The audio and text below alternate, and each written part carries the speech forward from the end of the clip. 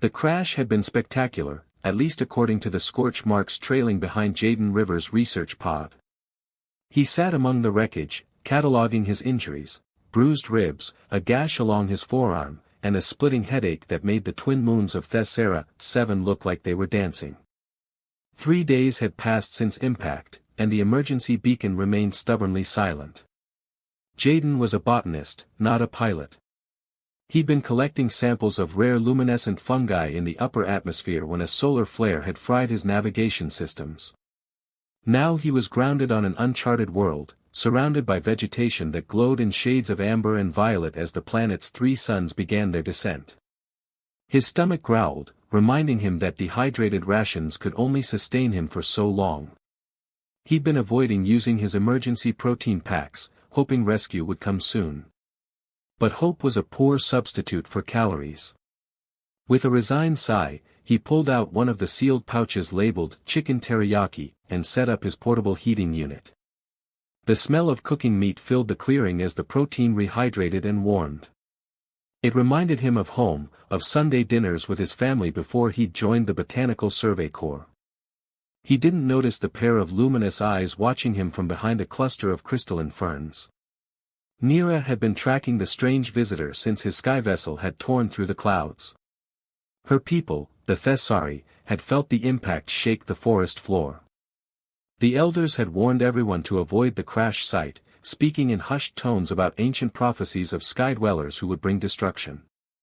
But Nira had always been too curious for her own good.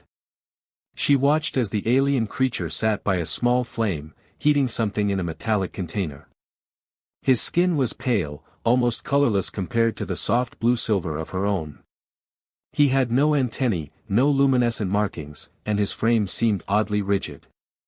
But what disturbed? Dawn on Thessera 7 was unlike anything Jaden had experienced.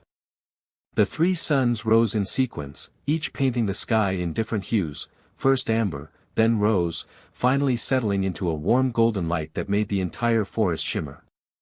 He'd barely slept, his mind too busy replaying his encounter with the alien woman. He had a plan, crude as it was. If she thought he was dangerous because of what he ate, he needed to show her otherwise. He'd spent the early morning hours gathering samples of the local vegetation, carefully testing each one with his portable scanner. Most registered as non-toxic to human biology, though he doubted they'd taste like much. Jaden arranged his peace offering carefully on a flat stone near the forest edge, some of the glowing fruits he'd found, roots that reminded him of carrots, and leafy fronds that his scanner said were rich in proteins. Next to them, he placed some of his own supplies, water purification tablets, a spare thermal blanket, and a small solar lantern. Then he retreated to his camp and waited. Nira had returned to the forest at first light, despite Torin's protests.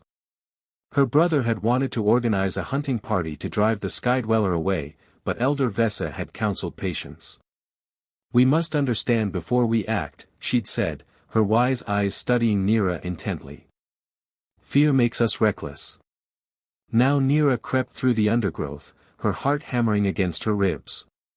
She told herself she was only observing, gathering information to bring back to her people. She refused to acknowledge the other truth, that she couldn't stop thinking about the loneliness in the creature's eyes. She spotted the arranged items immediately. Nira approached cautiously, her fingers hovering over the offerings. He'd gathered sweet fruit and moon roots, things her people ate. And he'd left items from his own world beside them. Her analytical mind, trained in the healing arts, recognized this for what it was, an offering of trade, of peace. I.W. The Thessari village was a marvel of organic architecture. Dwellings grew from living trees, their walls woven from crystalline vines that hummed with soft bioluminescence. Suspended walkways connected the structures, creating a network of paths that seemed to float in the twilight air. As Jaden walked through the settlement, supported by Nira, every resident stopped to stare at him. Some faces showed fear, others curiosity, but none showed the immediate hostility that had greeted him in the forest. Nira guided him to her healing chamber, a small dome-shaped structure whose walls pulsed with calming blue light. Inside, shelves held various plants, minerals, and liquids in containers that seemed grown rather than crafted. She gestured for him to sit on a low bench padded with something soft and moss-like. "Your people are healers?" Jaden asked, watching as she gathered supplies. He knew she couldn't understand, but talking helped calm his nerves. Nira responded in her melodic language, her tone gentle and explanatory. She mixed a paste from crushed leaves and a luminescent gel, then carefully peeled away what remained of his bloodied shirt. Her fingers trembled slightly as they touched his bare skin, and Jaden felt his breath catch. She was so close he could see the patterns in her bioluminescence, like constellations mapping across her skin.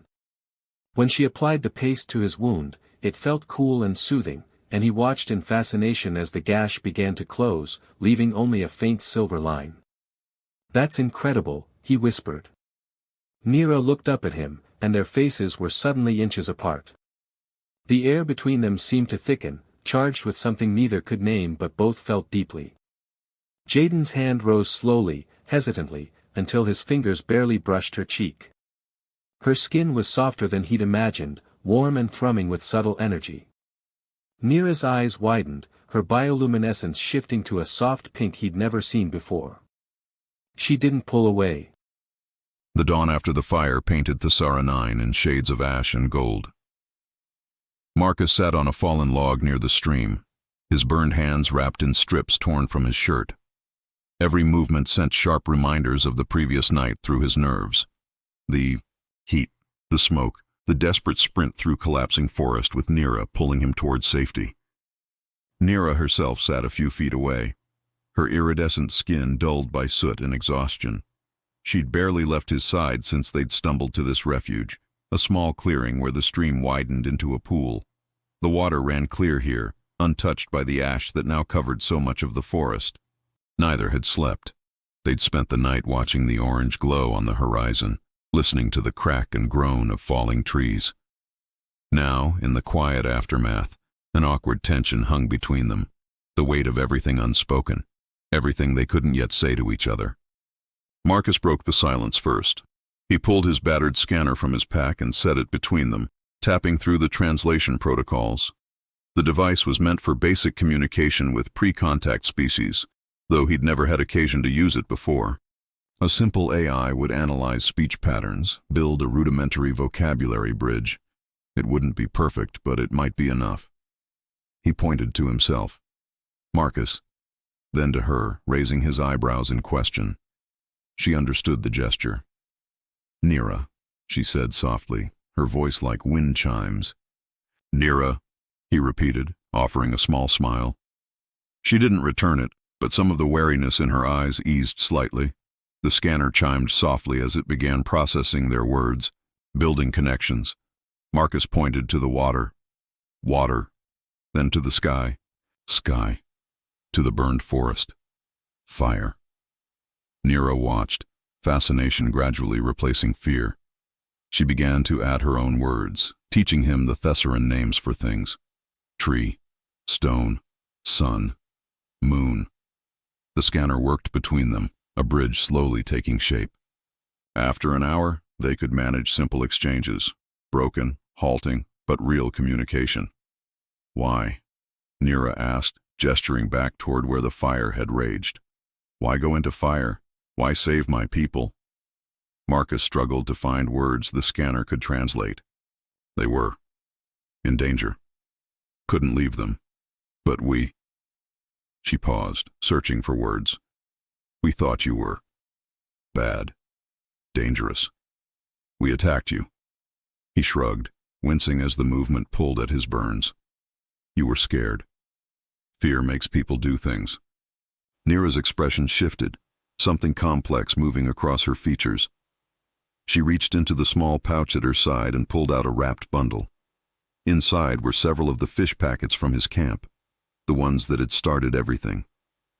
"This," she said quietly. "This is why we feared you. You eat flesh, we thought." She trailed off, struggling with the concepts. "We believed you took life, consumed souls." Marcus felt his stomach sink. Of course, he should have realized. A herbivorous species would view carnivory as monstrous. He'd read about similar cultural conflicts in xenology reports, but experiencing it firsthand was different. Nira, He stopped, trying to figure out how to explain. Can I show you something? She nodded slowly, still cautious but curious. Marcus opened one of the packets carefully. This fish, it's already dead. Was dead long before I got it. It's preserved, kept safe so it doesn't spoil. He showed her the vacuum seal, the date stamp. Not killed by me. Not killed for me. Just food from my world. Nira leaned closer, examining the packet. Her fingers traced the seal, the writing she couldn't read. Already dead? She repeated. Not alive when you eat it? Never alive when I eat it, Marcus confirmed. My people, humans, we eat many things. Plants, like you, but also meat from animals. It's different between species. Not right or wrong. Just different. She was quiet for a long moment, processing. Your people kill to eat? Some do. Some raise animals for food. Others, like me, usually eat preserved rations when traveling. But yes, on my world, eating meat is normal. He paused. I understand it seems terrible to you. Your people don't do this. No. Nira's voice was firm. All life is sacred.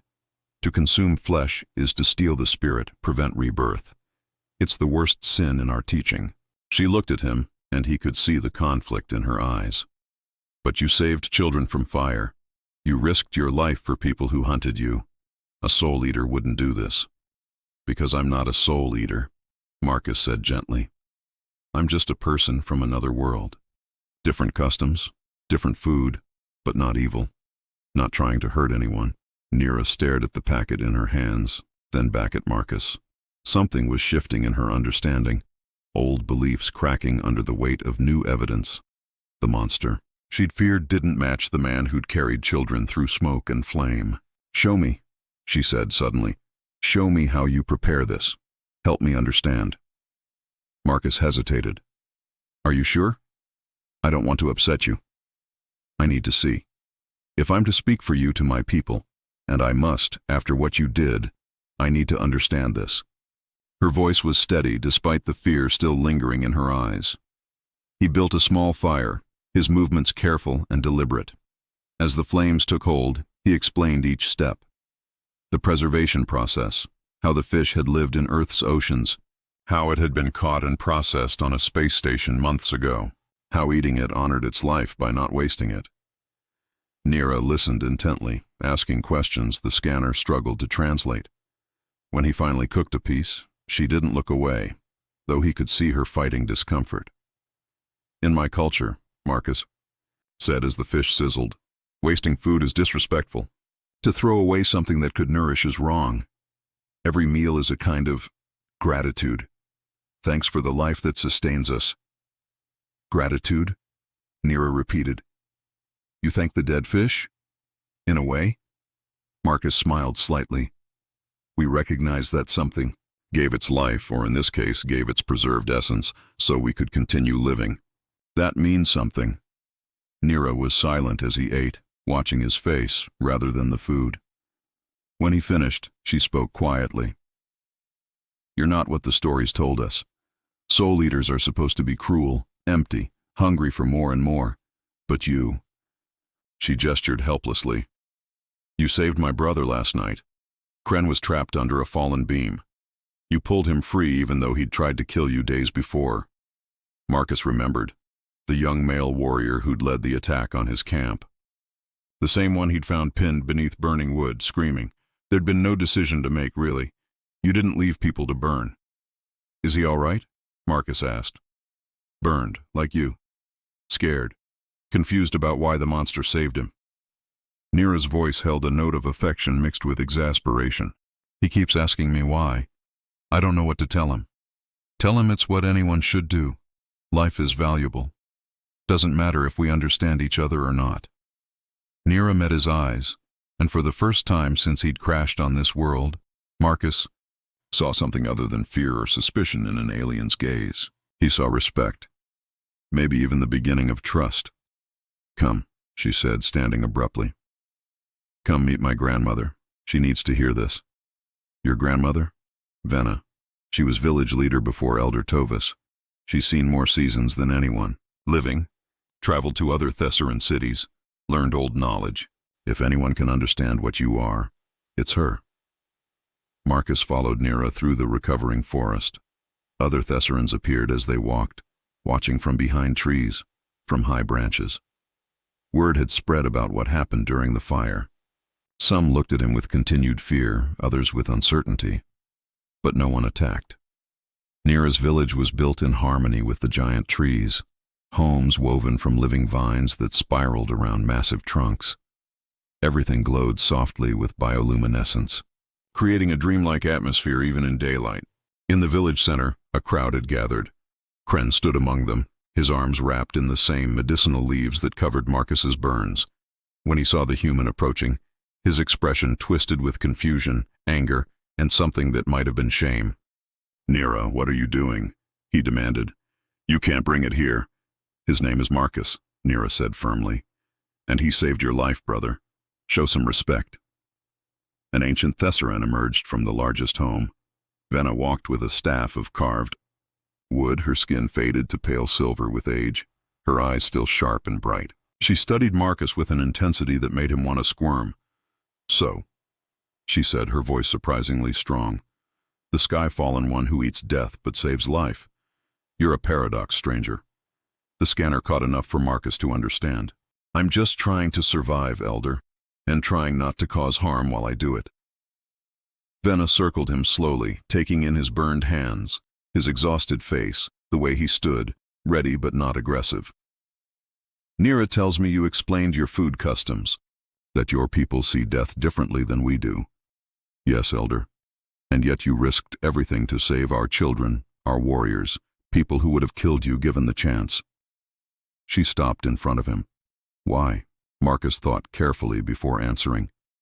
"Because letting people die when I could help would make me the monster you feared. I'm not from your world, don't share your beliefs, but I understand that life matters. Every life, even those that fear me." Venna was quiet for a long moment. Then she smiled, a thin, knowing expression. "You know what I think, Sky-Fallen Marcus? I think the universe sent you to teach us something. We've lived so long in certainty, so sure that our way is the only right way. Maybe we needed someone different to show us that rightness comes in many forms." Shitur. The morning Marcus's repaired beacon finally chirped to life. He felt an unexpected weight settle in his chest. He stared at the blinking green light, the signal that rescue was now possible, that his distress call was reaching across the stars, and realized he wasn't ready to leave. 6 weeks had passed since the fire. 6 weeks of learning Thessaran customs, of teaching Nira about Earth and humanity, of slowly becoming part of the village's rhythm.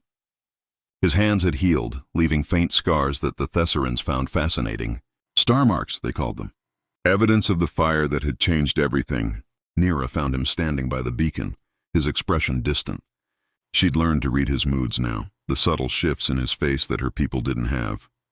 Humans were so expressive, every emotion playing across their features like weather patterns. "It's working," she said softly. "Not a question."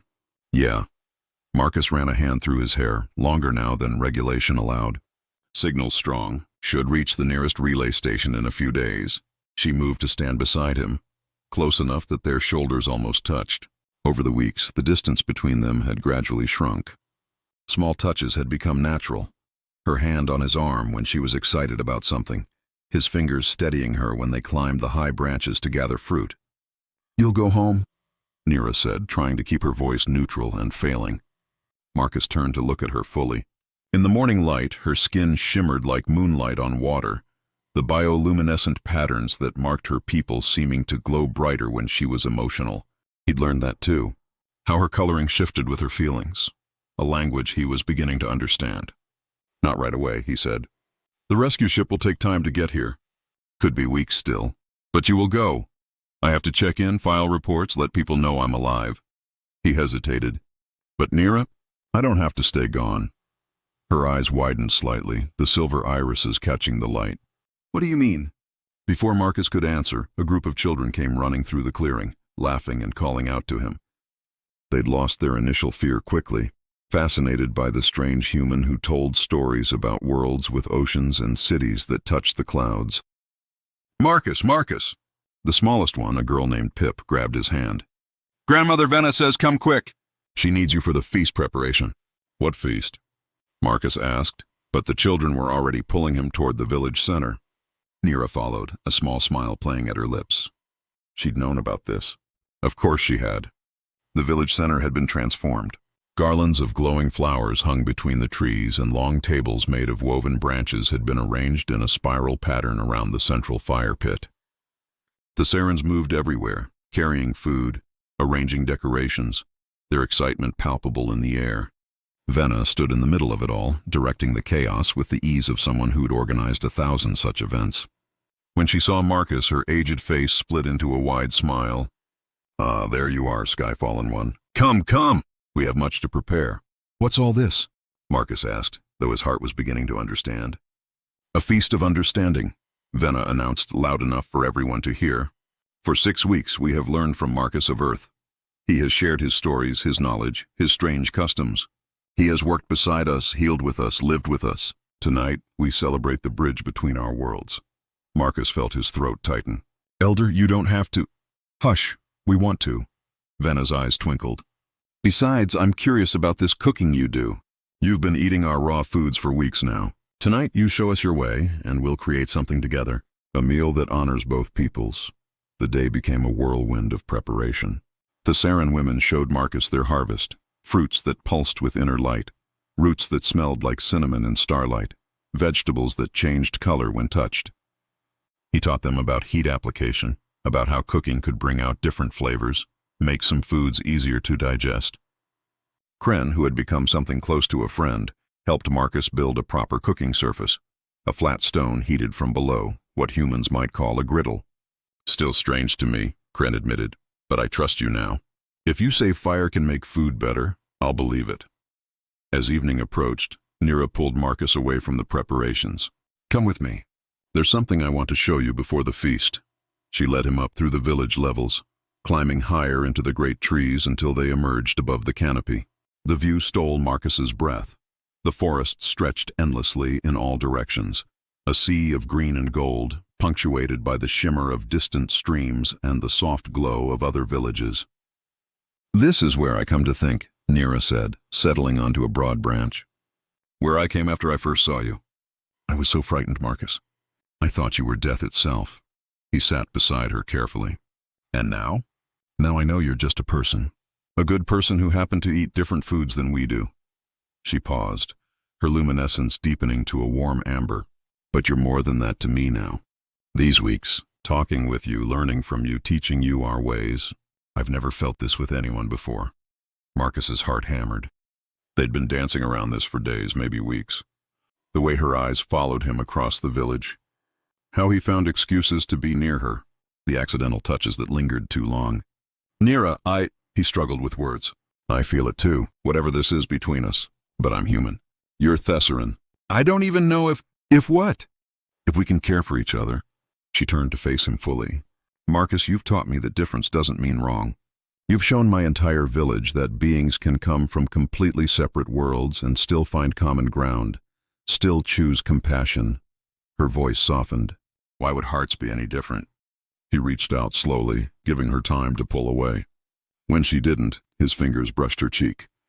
Her skin was cooler than human, smooth as silk, and the luminescent patterns flared brighter under his touch. I'm going to have to leave, he said quietly. At least for a while. I have responsibilities back home. I know. Nira's hand covered his. But you said you didn't have to stay gone. Did you mean that? I meant that I'll come back.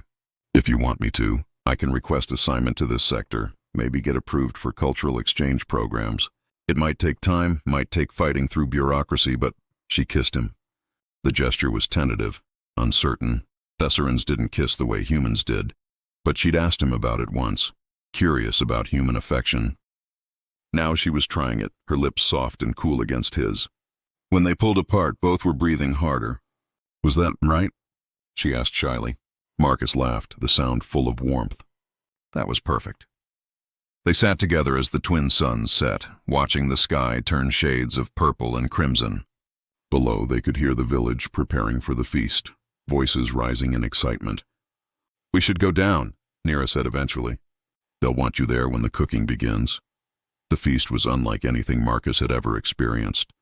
Long tables filled with food that represented both cultures, raw Thessaran delicacies alongside dishes Marcus had prepared using their local ingredients. He'd grilled fruits that caramelized beautifully, roasted vegetables that filled the air with savory smoke, even prepared his last few protein rations in a stew thick with Thessaran roots and herbs.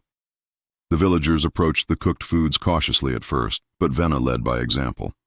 She took a piece of grilled fruit, examined it, smelled it, then took a bite. Her eyes widened. "By the twin moons," she breathed. "The sweetness is stronger, richer." Others followed, exclamations of surprise rippling through the crowd. Not everyone enjoyed the cooked foods.